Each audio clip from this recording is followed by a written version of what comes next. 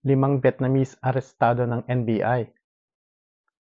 Limang Vietnamese ang inaresto ng NBI dahil sa pagpapatakbo ng klinik na nagsasagawa ng cosmetic procedure na walang lisensya. Matapos sasagawa at makumpirma ng surveillance operation na walang authorization at lisensya mula sa Professional Regulation Commission ay kaagad-agad na dinakip ang limang dayuhan.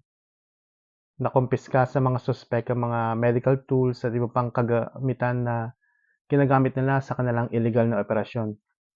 Kabilang din sa mga cosmetic procedures na inaalok ng kanilang illegal na operasyon ay brow lifts, lip surgery, fox eye surgery, under eye fillers, thread lifts at upper eyelid surgery. Kaya ingat-ingat na lang po sa mga kababayan natin na naghahanap ng murang pagpapaganda. Siguraduhin po natin lisensyado sila at may mga tinapos. Yun lang, okay, bye.